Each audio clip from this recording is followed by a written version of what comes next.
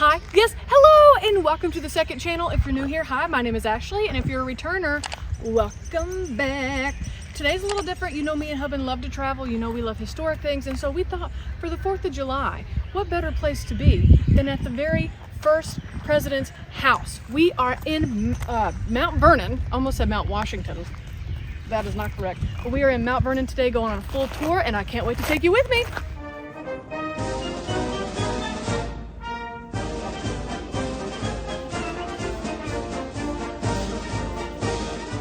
So all this was his property?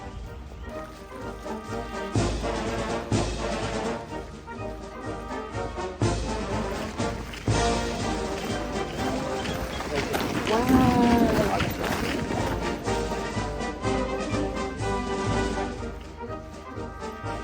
If we take the forest trail, it would take us right by the slave memorial and the cemetery.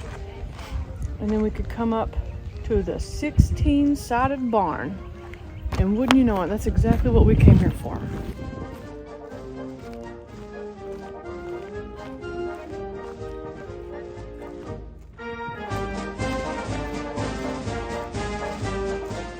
This is apparently a pen where they would keep red Devon cattle.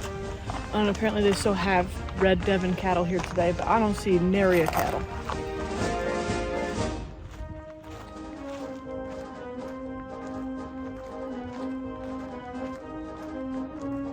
I'm looking at the numbers and it says dung repository. Repository? I don't know what that is. I mean, I know what dung is, but I don't know what the R word means.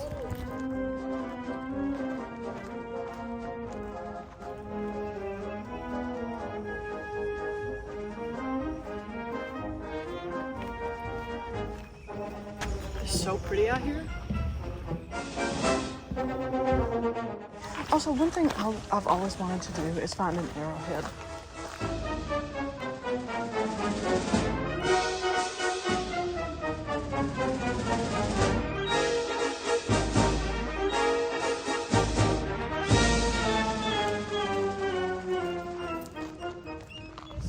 Nelson, Ragman, or Sweet Lips.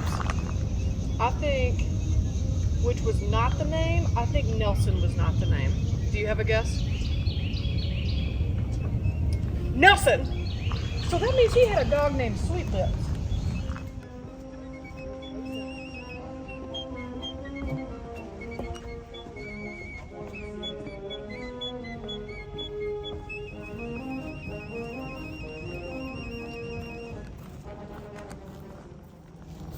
He had 318 slaves.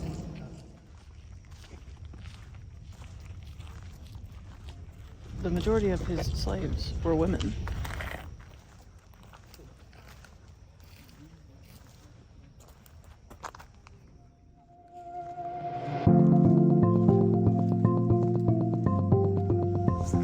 Wow.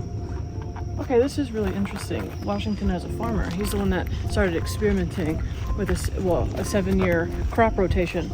And so now, which if you've been watching the channel for a while, you know I come from a family of farmers, and every year, like, you rotate certain crops to make sure that the soil, like, can get resaturated with some minerals like nitrogen and stuff like that. And so anyways, it's really cool to hear him also be kind of like a little farmer scientist. I never think of George Washington as learning that kind of stuff.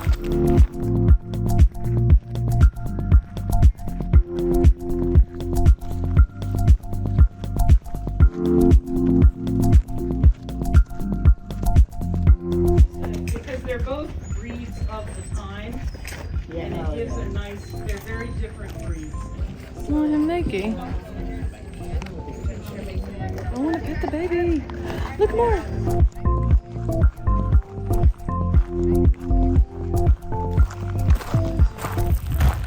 Got a little hot looking at them goaties. Sheep?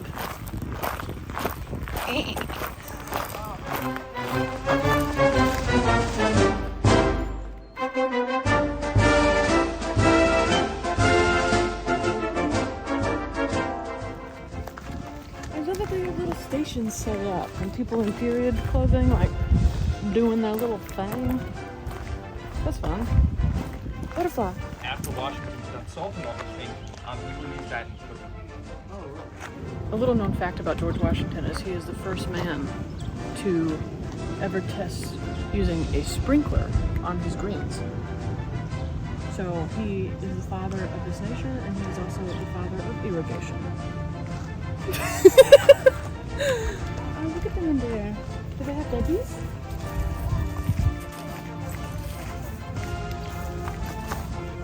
Hi! Hello! Come here! No? Okay. I was really hopeful there for a minute. I really thought he was coming over me.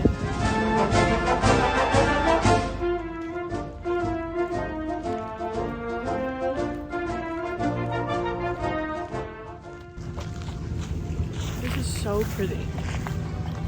What a great spot.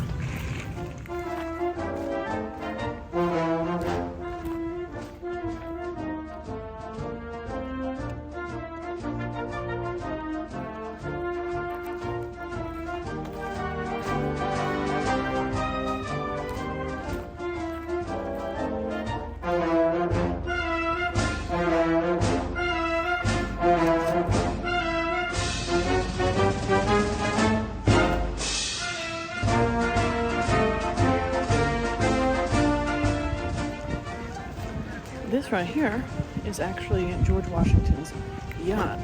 This was named after his wife. It's called Mother Martha, and that's because they would get on this boat and they would go partying. And so they had to name it something holy for the sinful actions that took place. George Washington was actually known to throw some absolutely bitchin' ragers.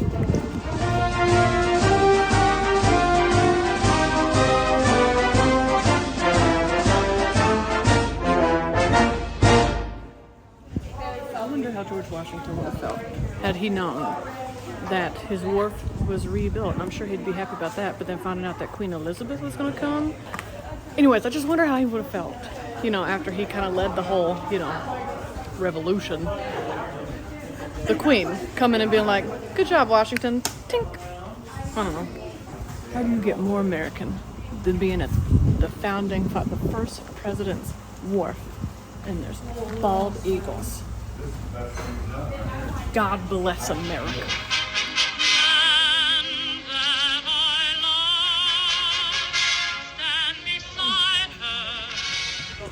I simply must do more cardio. I simply must.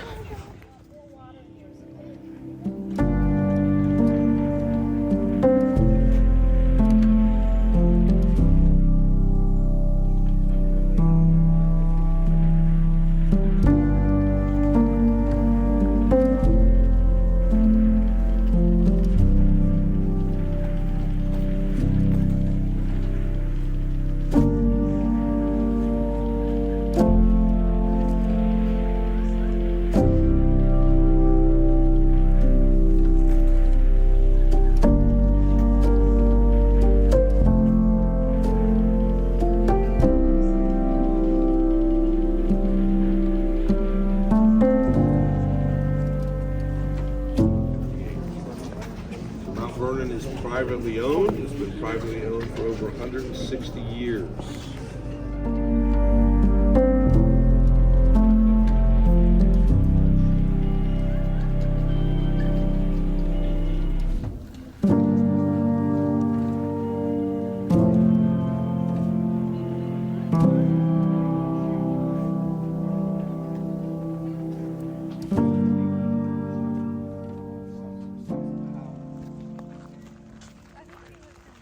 I was just thinking about how really cool it is to stand where historic people stood and things like that, and then to be at the tomb of the first president of the United States. That's really, really interesting. And Martha was 70 when she died, and I feel like that's a really long time for back then. So good for her for living so long. If George Washington could magically come alive today, what do you think would kill him again? Okay, besides the fact that when we said all men were created equal, we're following through with that part. But Would it be cars? Like, that guy didn't know what cars were. Indoor plumbing? Like a McDonald's Sprite?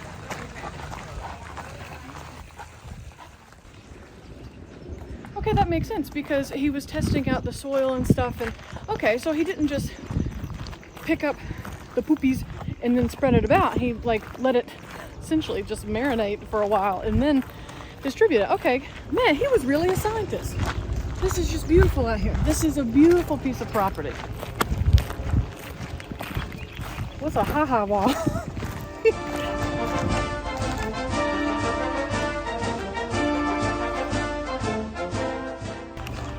They don't know why they're called ha-ha walls. I feel like we can come up with a better name for that.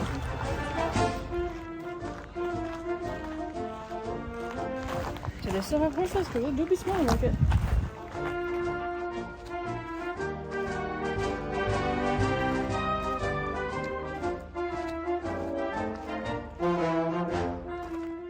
I mean, it still does smell like straight shit.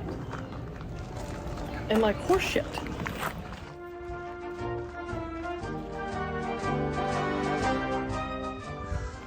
So George Washington bought an Arabian racing horse. Then when he died and Martha freed the slaves that were left, his own servant, like George Washington's personal slave, got relocated to another farm because of the owners that took over. And George Washington left that Arabian racing horse named Magnolia to Peter, his personal servant. And so it turns out Peter and his family stayed together with George Washington's horse.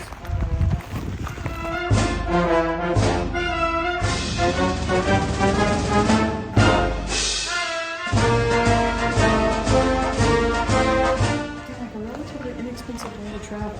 But yeah, they just took a kitchen chair and strapped it on top of two wheels.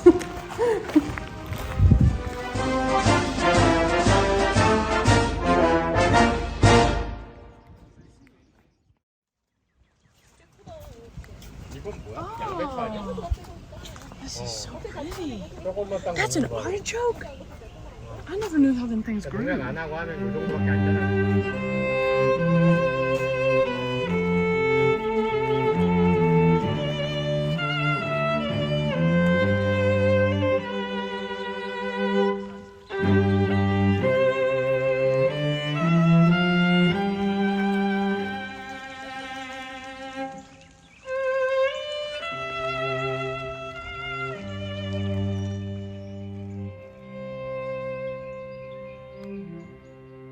So something that I want to like acknowledge, that when we went like by the fishery places earlier, the wharf and stuff, and just in there to the gardeners, it said that like that was built for the gardener who was a slave.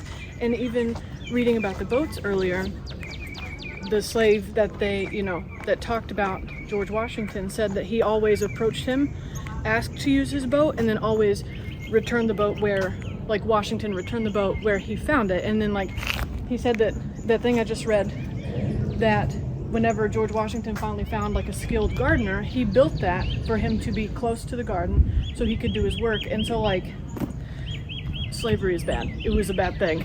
We should always say that. It's also really interesting to hear it in a different light, that while they were enslaved people, it sounds like he was also respectful of what property the slaves did have. And so that's a new perspective for me, I guess. I didn't know that. I just always assumed it was beatings and whippings and bad things.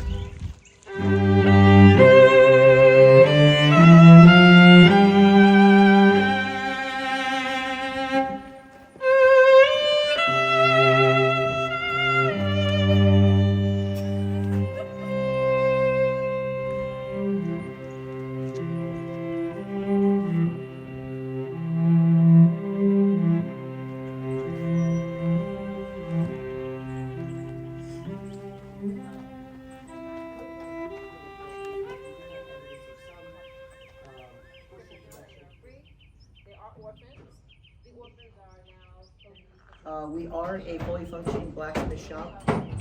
In the modern era, our primary focus is for preservation.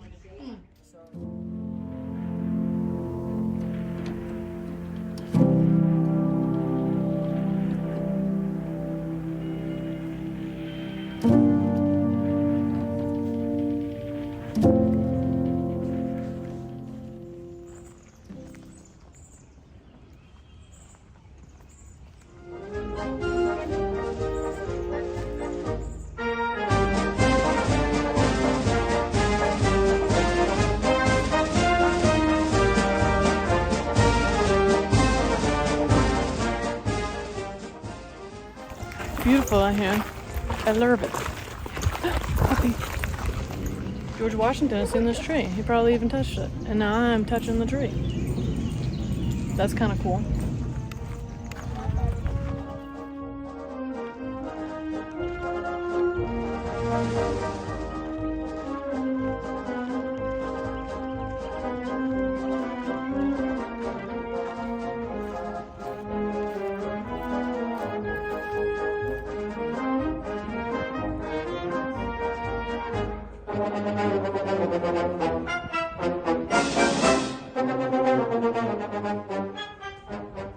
Now, we weren't allowed to take video inside the mansion, so here's some pictures. This me and husband on the piazza where the Washingtons would serve afternoon tea, and apparently they loved hosting, so they converted a bedroom into a parlor for parties because apparently old Georgie there loved to bust a move. They had musical instruments, and that's where they had all their guests stay and party. And also downstairs is this ugly green room. Atrocious, I know, but apparently this green paint was really expensive to make, really expensive to buy, and so if you had it, it was a sign of wealth, and I guess George just wanted to flex.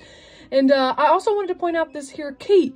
This is the key to Bastille. It was a gift from Marquis de Lafayette to Washington in 1790. And if you don't know what Bastille is, it's a notorious political prison in France. And apparently him and George, Marquis Lafayette and George, were besties, so much so that there's actually a Lafayette room with a painting of him.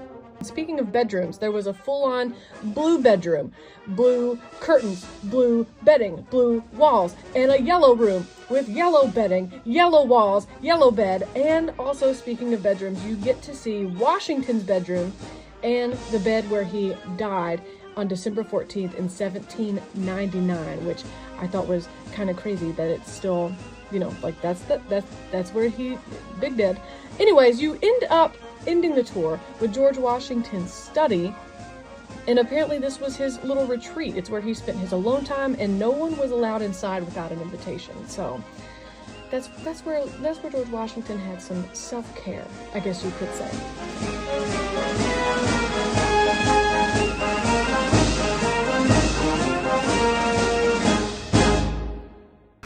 Well, we were not able to take video or flash photography in the house. I don't know why. The house has been here for 200 odd years. It'll be fine. Anyways, don't matter.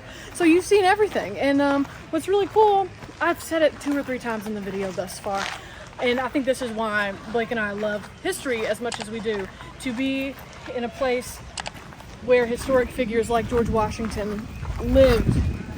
You know, he retired here, and to be able to stand in the same spot that he did. It's really cool. It's really interesting, and like you saw that hideous green room, but apparently it costs a lot of money to make that color, and so if you had that color in your house, that meant you had a lot of money. And so I think that's why we love history so much. And while he was problematic, you know, slavery is bad, we know that. He was still the first president of the United States, and we just toured his house. So thank you so much for watching. I hope you like, subscribe, stick around. Of course, Halloween's is coming up. We don't really know what we're gonna have for that, and I hope we can both be surprised together. Until then, take your meds, drink your water, love you, bye. I didn't realize it was this big. That's what she said. Oh, god damn. Washington had a whole ass forest? Yeah. Bugs. I've seen deer tracks before, but I thought that was something else. It says push the button to hear each bird's call. That lady smelled really good. That's a weird thing to say. I shouldn't have said that's the thing to say. John Cena! Martha Washington, she cured the meats.